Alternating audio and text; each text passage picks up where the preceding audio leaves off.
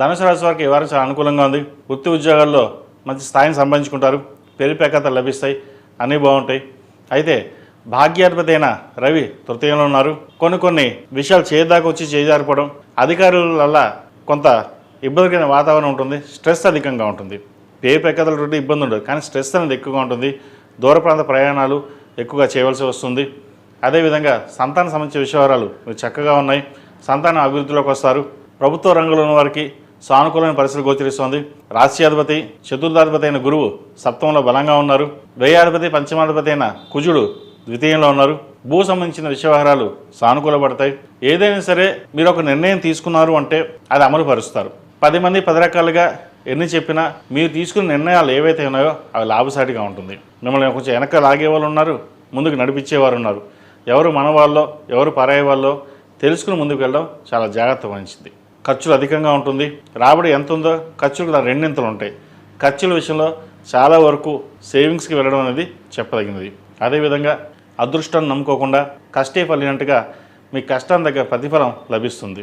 ఎందుకంటే మనం మనగా ఉండాలి, 10 మందిలో మనకంటూ గుర్తింపు ఉండాలి, మన 10 మందిలో మనల్ని గుర్తించాలి అనే భావంతో ఉంటారు. అవసరమైతే 10 మంది సహాయం చేద్దాం, కానీ మనం ఒక్కరికి తల ఉంచాల్సిన అవసరం లేదు. తప్పు చేసే తల ఉంచాలి తప్పితే కానీ తప్పు చేయనంతవరకు ఎవరికి తల ఉంచాల్సిన అవసరం లేదని భావంతో ఉంటారు. అందుకనే పై అధికారుల వల్ల కూడా మెప్పు పొందే అవకాశం లేకపోలేదు. అయితే కింద స్థాయి ఉద్యోగస్తుల మటుకి మీ మీద ఈర్ష్య ద్వేషాలతో ఉండే అవకాశం గోచరిస్తుంది.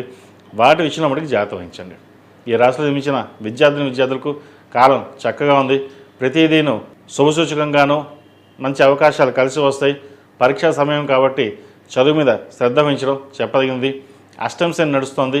శని స్తోత్రం, శని అధిష్టాన దేవత దుర్గాదేవి కాబట్టి దుర్గా స్తోత్రాన్ని పఠించడం చెప్పదగిన సూచన.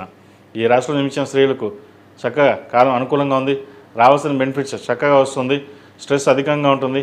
అవన్నీ పక్కన పెట్టినట్లయితే వృత్తి ఉద్యోగాల పరంగా వ్యాపార పరంగా సానుకూలంగా ఉంటుంది. ప్రభుత్వ రంగంలో ఉన్న వారికి మంచి కలుసుబాటుతనం ఉంటుంది. పెద్దల ఆశీస్సులు వీరికి లభించడం ఉంటుంది. రాజకీయ రంగంలో వారికి చక్కగా కాలం అనుకూలంగా ఉంది. ఒక మంచి పదవి వచ్చే అవకాశాలు లేకపోలేదు. స్థిరాస్తులు పెంచుకోవడం చేసే ప్రయత్నాలు ఏవైతే ఉన్నాయో అవి సఫలీకృతం అవుతాయి. ఈ రాశివారు ప్రతిరోజు ప్రతినిత్యం దుర్గా స్తోత్రాన్ని పఠించడం, అదేవిధంగా సుబ్రహ్మణ్య స్వామి అష్టకం పఠించడం చెప్పదగిన సూచన. ఈ రాశిలో జన్మించిన వారికి కలిసి వచ్చే సంఖ్య 7, కలిసి వచ్చే రంగు తెలుపు. ఏదైనా పని మీద బయటకు వెళ్ళినప్పుడు శుక్రవారం కానీ గురువారం అడిగిన వెళ్ళండి. మంచి ఫలితాలు సంప్రాప్తిస్తాయి. తదుపరి మకర రాశి.